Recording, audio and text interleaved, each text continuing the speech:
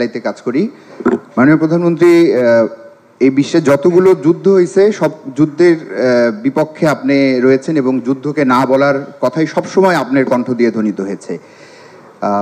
বাংলাদেশে যখন পান থেকে চুন খসে তখনই আমরা মানবাধিকার গেল গেল বলে মোড়ল দেশগুলোর কথা শুনি, কিন্তু এত বড় যুদ্ধ হচ্ছে, ইসরায়েল হামলা চালাচ্ছে, আমরা যুক্তরাষ্ট্রে দেখলাম একজন প্রফেসরকে যেভাবে আটক করা হলো, হত্যা করা হলো, সেখানে মানবাধিকার নিয়ে কোনো প্রশ্ন দেখছি না। এই দুই নীতি বা দ্বৈত নীতি বা কেমন এই নীতি কেন আমাদের ক্ষেত্রে? ধন্যবাদ মাননীয় প্রধানমন্ত্রী। এটার উত্তর তো যারা এইভাবে মানবাধিকার লঙ্ঘন করছে তারা দেবে, এটা তো আমারও প্রশ্ন, এবং সেই প্রশ্নটা আমিও আন্তর্জাতিক পর্যায়ে আমি করে এসেছি যে এই দুমুখ নীতি কিসের জন্য। এক জায়গায় মানুষ খুন করলে তারপর আবার তাদেরকে আবার টাকাও দেওয়া হয়, অস্ত্রও দেওয়া হয়, মানুষ হত্যা, আবার অপর জায়গায় দেখা গেলো যে মানবাধিকার নিয়ে। তো এই যে মানবাধিকার সংস্থাগুলি, আমাদের দেশেও তো কত মানবাধিকারের বিরাট বিরাট প্রবক্তারা আছে, তারাও চুপ কেন, সেটা আমারও প্রশ্ন। আমি তাদের কাছে জিজ্ঞেস করি যে তারা চুপ কেন, এখন কথা বলে না কেন, বা তার ব্যবস্থা নেয় না কেন। বা এতগুলি সংস্থা, সেই সাংবাদিক থেকে শুরু করে সবার জন্য তো বিরাট বিরাট আন্তর্জাতিক সংস্থা, কিছু হলে বাংলাদেশে কিছু হলেই তো তারা খুব সোচ্চার, এখন কেন চুপ? তবে সাধারণ মানুষ চুপ থাকে না, এখন কিন্তু প্রতিবাদ।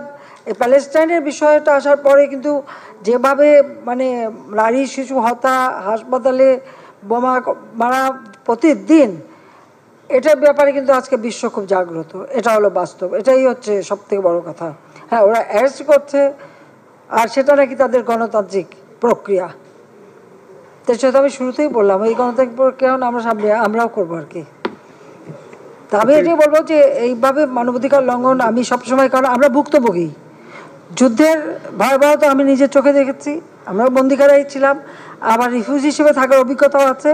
আমি এর জন্য যেখানে সুযোগ পাই আমার নিজের অভিজ্ঞতা তুলে ধরেই আমি মানুষকে বোঝাতে চেষ্টা করি যে কেন আমি এই যুদ্ধের বিরুদ্ধে, কেন আমরা শান্তিপূর্ণভাবে সব সমাধান করতে পারি না, সেটাই হচ্ছে আমার প্রশ্ন।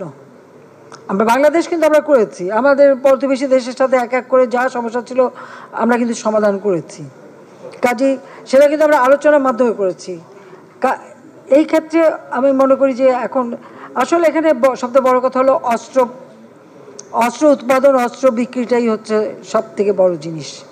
তো আমি সেটাও বলেছি যে এই অস্ত্র প্রতিযোগিতা বন্ধ করে এই টাকাটা বরং মানুষের কল্যাণে বা জলবায়ু পরিবর্তন ফান্ডে দিয়ে দেন। আমি সেটাও বলে আসছি যে এই অস্ত্র প্রতিযোগিতা না করে বরং ওই টাকাটা জলবায়ু পরিবর্তনের ফান্ডে দিলে অন্তত যে দেশগুলি জলবায়ু পরিবর্তনের ফলে ক্ষতিগ্রস্ত তারা লাভবান হবে, তারা জীবন জীবিকা বাঁচাতে পারবে। আমি যেখানে পাচ্ছি বলে যাব আমি, এটা ঠিক। তো সবাইকে অনেক অনেক ধন্যবাদ, সবার জন্য একটু ধন্যবাদ। আপ্যায়নের ব্যবস্থা আপনাদের জন্য